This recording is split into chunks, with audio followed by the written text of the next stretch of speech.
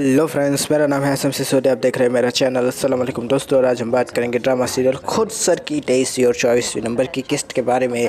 सबसे पहले वही बात है कि भाभी को पहले अल्टीमेटम देकर शाज़मा उनके लिए खाना बनाती हुई उनको खिलाती हुई, लेकिन भाभी ने कहा कि मैं तुम्हारा असली चेहरा देख चुकी हूँ, मैं तुम्हारी बातों में नहीं आऊँगी। और दोनों के बीच थोड़ी बहुत नोक झोंक के बीच कटोरा हाथ से गिर गया तो हमारी शाज़मा बेचारी भोली भाली बन गई। माँ वहाँ पर आई, उसके बाद आई ननद, उसके बाद आया हमारा प्यारा सा जीशान और शाज़मा ने अपना खेल दिखाना शुरू कर दिया। बंदर जिस तरह से ऑडियंस को देखकर नाच नचाना शुरू कर देता है, उसी तरह से यहाँ पर हमारी शाज़मा ने जीशान को देखकर नाच नचाना शुरू कर दिया।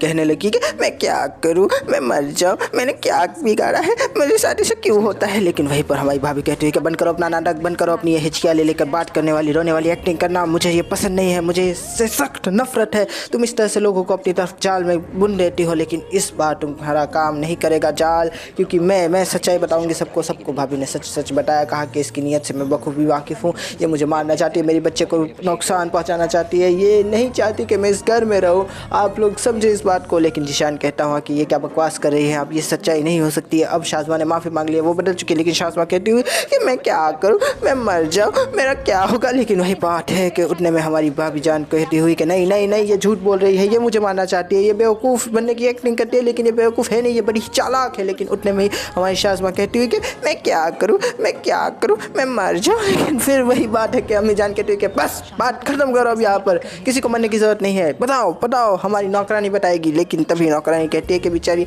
शाज़मा बीबी तो अच्छे से प्यार से जो है नाश्ता बना के लेकर जा रही थी, लेकिन सामने वाली भाभी ने जो है ना नौटी हरकतें कर दी और ग्लास नीचे गिर गया। और अब जो है हमारी शाज़मा बीवी पे भरोसा नहीं करती और ऊपर से उनको जो है गलत बातें करती है। लेकिन वही बात है कि जब ये बात हमारी पैसी नौकरानी ने कही, हमारी भाभी झूठी हो गई और हमारी शाज़मा फिर से कहने लगी मैंने कहा था ना मुझे फंसाया जा रहा है, मैंने ऐसा नहीं किया। लेकिन वही बात है कि जीशान कहता हूँ कि बस बहुत हुआ है, ये भाभी ये क्या किया आपने, मैंने आप पे भरोसा किया और आपने ये किया। लेकिन भाभी कहती हुई कि ऐसी बात नहीं है जीशान, तुम इसकी बातों में बताओ, ये बहुत गलत औरत है, ये कहती है कि तुम्हारे भाई की गैरहाजिरी में मैं तुम पे डोरे डालती हूँ। लेकिन शाज़मा कहती है मैंने ऐसा कब कहा, मैंने ऐसा क्यों कहा, मैंने ऐसा कहा। लेकिन वही बात है कि भाभी कहती हुई कि तुम जो हो गलत कर रही हो शाज़मा, तुम मुझे नहीं नुकसान पहुंचा सकती, मैं तुम्हारी नीयत से बखूबी वाकिफ़ हूँ। लेकिन वहाँ हमारा जीशान कहता हो कि नीयतों के हाल पढ़ने वाली आप कौन होती है। लेकिन जीशान को क्या पता कि अपनी नीयत का हाल जो है हमारी शाज़मा खुद ही खोल के बयां करती है जब कोई उससे सुनता नहीं है तब। लेकिन वही बात है कि भाभी बेचारी झूठी तो साबित हो ही गई। जीशान हमारी शाज़मा को लेकर वहाँ से चला गया और कमरे में जाकर जीशान शाज़मा से माफ़िया मांगता हुआ, तलाफिया करता हुआ कहता हुआ कि शाज़मा मुझे माफ़ कर दो। लेकिन शाज़मा कहती हुई मैं आपको कभी माफ़ नहीं करूँगी, मैंने कहा था भाभी झूठ बोली, लेकिन आपने मुझसे नई बात की, अब मैं बात नहीं करूँगी। और बस इतना कहकर हमारी प्यारी सी शाज़मा भी दरवाजे की कुंडी लगा लेती है और अंदर जाके हंसने लगती है, कहते हैं कि आज मैंने सबको मामू बना दिया, क्या बात है शाज़मा, तुम तो कमाल की हो। लेकिन दूसरी तरफ हमारा जीशान बेचारा गिल्ट का शिकार कहता हुआ कि मैंने अपनी बीवी पर भरोसा ना करके एक पराई औरत पर भरोसा किया, थू है मेरे ऊपर, थू है मेरी, क्या बात करो। अब दोस्तों मुझे तो बड़ा दुख हो रहा है। दूसरी तरफ भाभी भी बेचारी टेंशन लेती हुई कहती हुई कि मुझे इस तरह से फंसाया है कि अब मैं बाहर कैसे निकलूंगी। यहाँ पर नरन उसको जो है पानी पिलाती हुई कहती हुई कि आप टेंशन ना ले, मैं आपके लिए खाना लेकर आती हूँ, आप खा लीजिए, मुझे आप पे भरोसा है, किसी को हो ना हो। तीसरी तरफ हमारी भाभी बेचारी अपने मतलब कि माँ से ये सारी बातें करती हुई कहती हुई कि शाज़मा ने मुझे फिर से अपने जाल में फंसा लिया और इस बार तो उसने मतलब कि बड़ा कड़क फंसाया, सब लोग मुझे ही बुरा समझ रहे हैं, ऐसा लगता है कि मैं इस घर को छोड़ के भाग जाऊँ, चली जाओ, इस दुनिया छोड़ दूँ। लेकिन उतने में ही मतलब कि अपनी सास पीछे आ जाती है और ये होता है ना कि जब गलत चीज़ें होती है तो एक साथ ही होती है, सर मुंडाते ही ओले पड़े, ऐसा कुछ हमारी भाभी के साथ हो गया कि अब पूरी बात नहीं सुनी, एंड की भाग जाने वाली बात जब सुनी तो माँ ने कहा कि ऐसा सोचती है तुम मेरे बारे में, मैंने तुम्हें बेटी बनाया लेकिन तुमने मुझे सास ही समझा, मैं तुम्हें कभी माफ़ नहीं करूँगी। और बस वहाँ से चली गई और हमारी प्यारी सी भाभी फिर से रोती हुई रह गई। दूसरी तरफ हमारे प्यारे से जो है भाई का फ़ोन आया भाभी को, लेकिन भाभी एक अच्छी औरत की तरह, एक अच्छी बीवी की तरह अपने शोहर से सब कुछ छुपाती हुई कहती हुई कि कोई बात नहीं, मैं तो ठीक हूँ, मैं तो चुप हूँ, मैं तो काफ़ी ज़्यादा खुश हूँ। लेकिन बेचारी का दिल जानता है कि उसके साथ किस तरह से इस घर में नाइंसाफ़ियाँ हो रही है। तीसरी तरफ जीशान ने भी भाभी की जिम्मेदारी उठाना अब छोड़ दिया है, कह रही है कि भाभी मेरे ऊपर गंदे इल्ज़ाम लगाती है, मैं उनको देख के नहीं जाऊँगा मम्मी। और मम्मी कहती है कि ठीक है मैं खुद ही लेकर चली जाऊँगी। और मम्मी डॉक्टर के पास जाती है, डॉक्टर कहती है कि ज़्यादा एंजाइटी, ज़्यादा स्ट्रेस से बचाए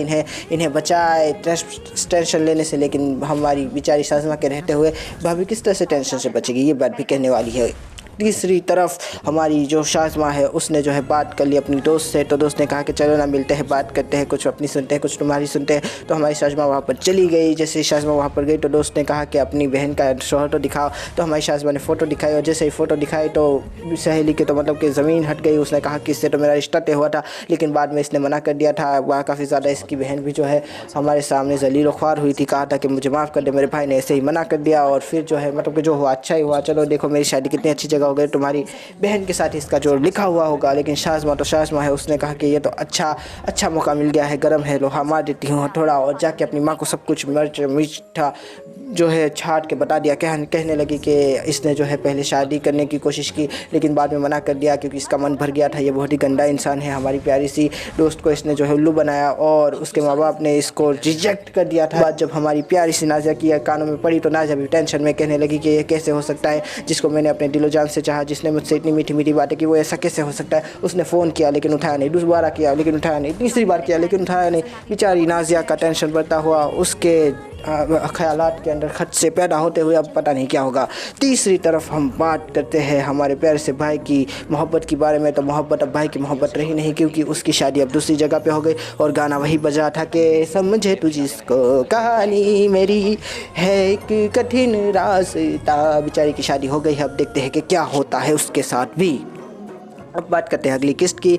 तो वही है कि बेचारी हमारी मोहब्बत की माँ, जिससे कि हम जानते ही है कि मरीज़ है दिल की और दिल उनका कभी कभी बंद कर देता है काम करना, तो इसीलिए वो जो है दवाखाने लेकर गए। लेकिन हमारे शोहर के साथ साथ पुराना बॉयफ्रेंड भी आ गया, तो फिर दोनों के ही बीच थोड़ी सी मतलब कि तीखी नोक झोंक हो गई। शोहर ने कहा कि तुम्हारे पास तो बहुत सारे लोग हैं, तुम्हारे काम करवाने के लिए मेरी क्या ज़रूरत है, और बस वहाँ से चला जाता है खफा होकर। दूसरी तरफ माँ जंग लड़ रही है ज़िंदगी और मौत की, उनको जो है बार बार झटके दिए जा रहे हैं बिजली के, पता नहीं माँ जिएगी या मर जाएगी। तीसरी तरफ हमारा डाइम भी सोचता हुआ कि मुझे आना ही नहीं चाहिए था, मैंने क्यों ये सब किया, मैं क्यों उसकी ज़िंदगी में और भी ज़्यादा मुश्किलात पैदा कर रहा हूँ। डाइम सोचता हुआ कि अब मुझे शादी भी कर लेनी चाहिए। अब देखते हैं कि क्या होता है, किस तरह से होता है। दोस्तों काफ़ी मज़ेदार किस्त। दूसरी तरफ हमारी शाज़मा भी जो है बारी बारी मतलब कि चढ़ाती हुई जीशान को, जीशान तो जैसे फिर से उसकी मुट्ठी में आ गया है, हर तरह की चीज़ बताती हुई कहती हुई कि तुम जानते हो कि तुम्हारी जो भाभी वो कहती है कि मेरा शोहर तो उसके आगे पीछे घूमता है और तुम्हारी बात मानता ही नहीं है। तो जीशान बेचारा और भी ज़्यादा गुस्सा करता हुआ कहता हुआ कि ऐसा कैसे कर सकती है, भाभी को मैंने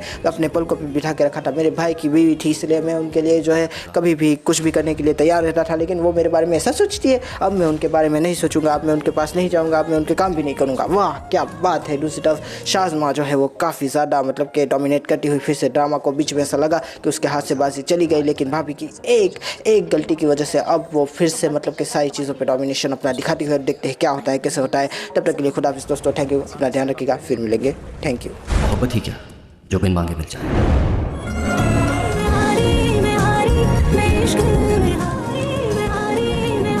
तो जलाकर राख ना कर दे।